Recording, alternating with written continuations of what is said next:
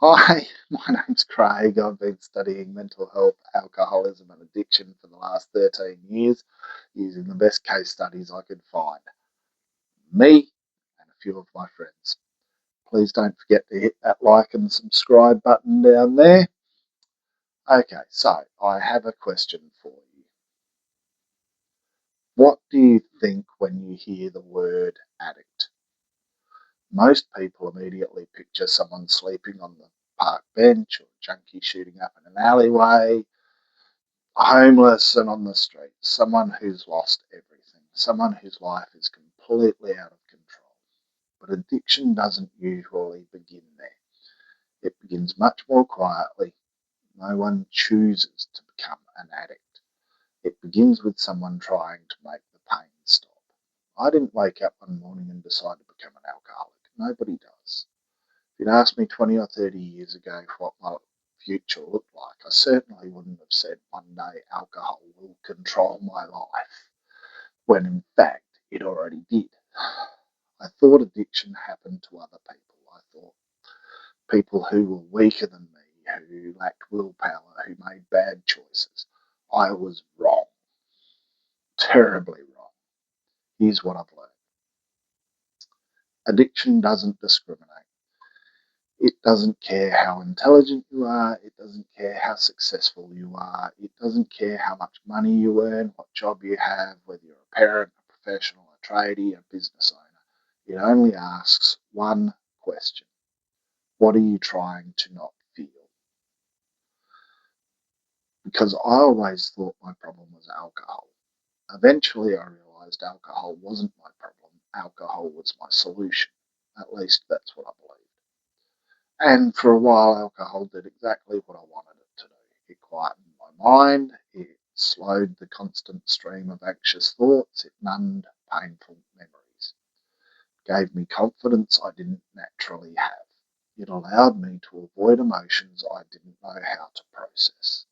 For a few hours, everything would feel okay, or at least okay enough. The problem was that when tomorrow arrived, so did everything I'd tried to escape, except now I had guilt, regret, embarrassment, and shame to add to the list. So what did I do? I'd drink again. Not because I loved alcohol, although I did. I thought I did. At least that's what I thought in the beginning. But because I hated what happened when I was left alone with my thoughts. Looking back now, I don't think I was addicted to alcohol, although I was. I think I was addicted to escaping. Alcohol just happened to be the vehicle I chose. Had I chosen meth or cocaine or heroin or something like that, I'm sure I would have been addicted to those as well. But alcohol was the drug I chose, and I think that's far more common than we realise. 3/4 of the population admit to using alcohol to excess at least once in the year, and for many it's far more often. So some people escape through alcohol, others through drugs, some throw themselves into work, some gamble, some binge eat, some stay constantly busy, some disappear into social media. Others spend their lives trying to please everyone around them because being alone with themselves feels unbearable. The methods are different, the reason is often the same. We're trying to escape something. For me, that something wasn't obvious at first. It took ages before I understood it. Underneath the drinking was depression, anxiety, trauma, and a belief that asking for help meant I'd somehow failed. I became very good at pretending. Someone asked how I was, the answer was always, I'm fine, even when I wasn't, especially when I wasn't. I smiled, I laughed, I went to work, I carried on. From the outside, my life looked pretty normal. In fact, at the end of my drinking, I was the most successful I'd ever been in my professional life. Inside, it was anything but. One of the greatest lies I ever told wasn't to someone else, it was to myself. It was, I've got this under control. It's not that bad. Because addiction rarely arrives with chaos. It arrives with justification. I've earned this. It's been a stressful day. I work hard, I play hard. Everyone drinks. It's only hurting me. Those weren't reasons, those were stories that allowed me to keep running. Stories that stopped me asking a much harder question, which was, what am I actually running from? Today I know the answer. I wasn't running from alcohol, I was running from myself. And the irony is, no matter how fast you run, you always take yourself with you. Eventually, the escaping stopped working. The alcohol stopped numbing the pain. The consequences far outweighed the fun. And instead, it became another source of it. And that was the moment my recovery truly began, because not because I stopped drinking, but because I finally stopped running. People ask me what was the turning point. They're usually expecting one dramatic moment, one rock bottom, one life-changing event. The truth is, there wasn't just one. There were many. Rock bottom isn't always a single place. Sometimes it's a series of moments that slowly force you to confront what you've been trying so hard to avoid. For me, it was the accumulation of consequences. Consequences that became impossible to ignore. Eventually, the consequences outweighed the fun of it. And even then, the scales had to tip heavily into the consequences before I paid attention.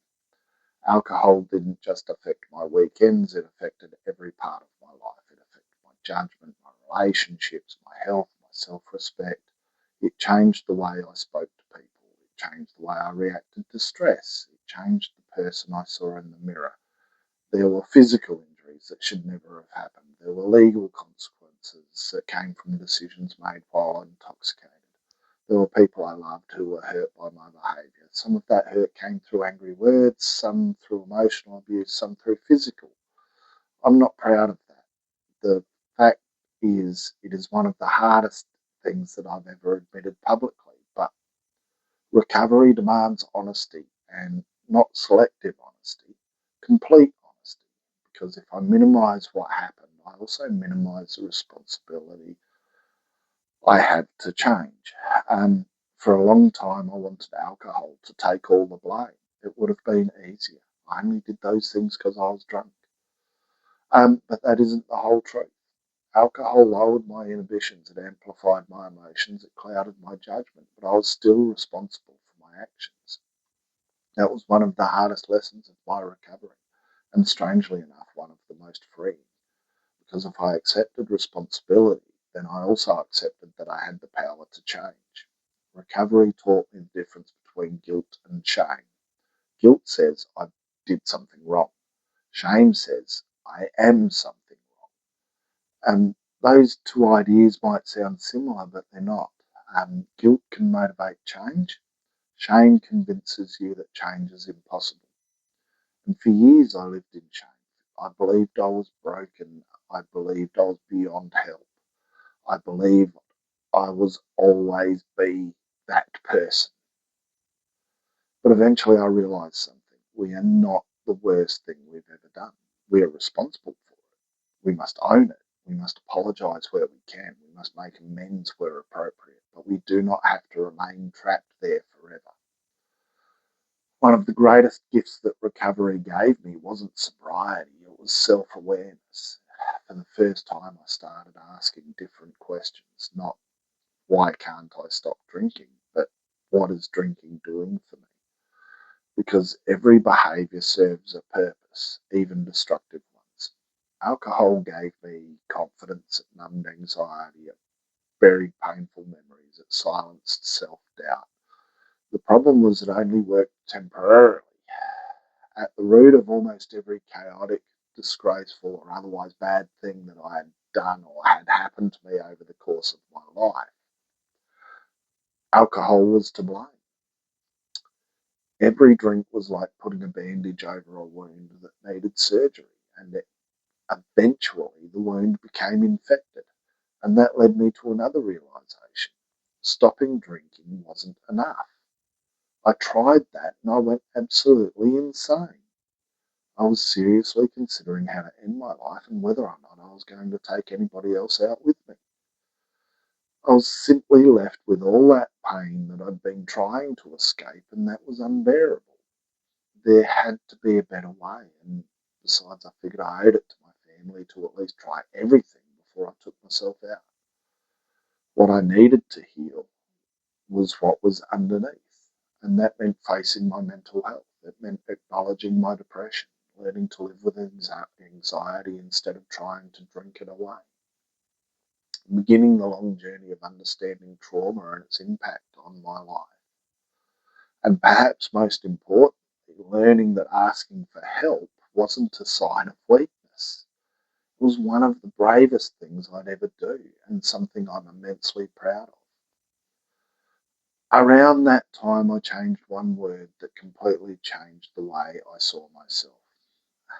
For the longest time, I told myself I'm suffering from depression, anxiety, and complex PTSD. And I changed that to I live with depression, anxiety, and complex PTSD. To some people, that's just semantics. To me, it was freedom because suffering had become my identity.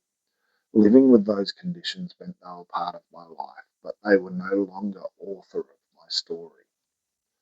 That one word reminded me that while I couldn't always choose my circumstances, I could choose how I responded to them.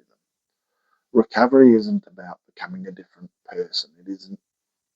It's about becoming the person you were always capable of being before fear, trauma, and addiction convinced you otherwise. It isn't about pretending your past never happened. It's about refusing to let your past decide your future. And that's when I realized something profound. My story wasn't meant to end with addiction, it was meant to begin with recovery. And recovery gave me something alcohol never could: hope. Today, some people introduce me by saying Craig is a recovered alcoholic. I understand what they mean, but that's not how I see myself. Recovery isn't something that happened to me. It's something I choose every single day. It's an ongoing process. Every day I choose honesty over hiding, connection over isolation, hope over despair, progress over perfection. Those choices have become my new addiction. And unlike alcohol, they give more than they take. People often ask me whether I miss drinking, and the honest answer is sometimes. Not because I miss alcohol itself, although an 18-year-old single malt scotch or a nice cab sav on Merlot would be nice to have on occasion. But that's not how I drink. Savouring the taste and sipping weren't what I did. I'd guzzle it, and one was always followed by another and then another and another. Anyway, I miss what I thought alcohol gave me: confidence, escape, the ability to turn my mind off. But then I remembered something. Alcohol never actually gave me those things. It rented them to me. And the price kept going up. Eventually, it wanted my health, my relationships, my peace, my future. And that is a debt that no one can afford to pay. Recovery has taught me that courage isn't the absence of fear. It's deciding that the truth matters more than the fear. The first time I admitted I needed help, I felt embarrassed. The first time I spoke publicly about my addiction, I felt exposed. The first time I shared my story, I wondered whether people would judge me. Some probably did, but something else happened. Far more people thanked me, not because my story was extraordinary, and I've met alcoholics and addicts that have way more interesting stories than I do, but because parts of it sounded like theirs. People I'd known for years quietly told me about their own struggles, not necessarily with alcohol, sometimes with gambling, sometimes with prescription medication, sometimes with food, sometimes work, and sometimes with trauma that they'd carried for decades, sometimes with depression they'd never spoken about. Different stories, the same silence. That's why I no longer believe addiction is the real enemy. Silence is. Silence convinces us we're the only one. Silence tells us no one will understand. Silence tells us we're asking for help is weakness. Silence keeps people trapped. Conversation sets them free. There's one thing I hope you remember from this video, it's this. Very few people are actually addicted to the substance. And by that I mean most are addicted to what the substance allows them to escape. So instead of asking what's wrong with that person, perhaps we should ask what pain are they carrying? That single question replaces judgment with compassion. It doesn't excuse harmful behaviour. We're all responsible for our actions. I certainly was and still am.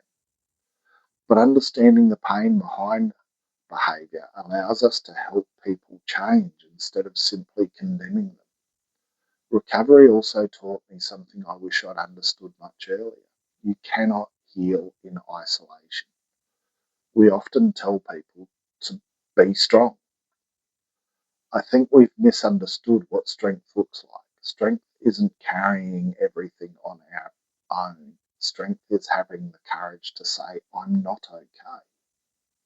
Strength is allowing someone to walk beside you. Strength is accepting that we all need help at different times in our lives. None of us were designed to carry our burdens alone. So today I'd like to leave you with 3 questions. What are you escaping? What would happen if you stopped running? And who could you talk to today? Because your answer to those questions could change your life. They certainly changed mine.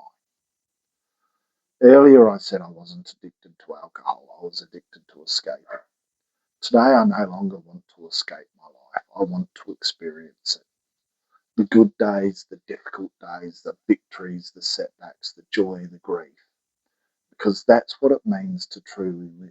Not to avoid life, but to embrace it. If you're struggling with addiction, please know this. There is hope. Not because recovery is easy. It isn't. Not because you'll never have difficult days. You will. But because your story isn't finished. The chapter you're living today does not have to be the chapter that defines the rest of your life. And if you love someone who is struggling, don't underestimate the power of simply being present. Listen, be patient, encourage them to seek help, and if they relapse, encourage them again. One setback doesn't mean it's the end of the road. Remind them that they are more than their addiction. Sometimes hope begins with one person refusing to give up on another. I'll finish with this. For years I believed alcohol was saving me. It wasn't. It was stopping me from saving myself. The day I stopped trying to escape was the day I truly began to recover, not because all my problems disappeared, but because for the first time I faced them and I discovered something remarkable. The life I'd been so desperately trying to escape was worth fighting for. Thank you, and remember, the first step in overcoming mental health stigma is talking about it, and together we can make a difference. If you found this video interesting, please like, share and subscribe, and have a look at the others in this series. Make sure you check out my TikTok series, 1 Minute That Could Change Your Life. It's a series of 1-minute clips on all aspects of addiction, mental health and recovery. Also available on Instagram and Facebook, all under my name, Craig A. Field. Like and subscribe. Thank you very much.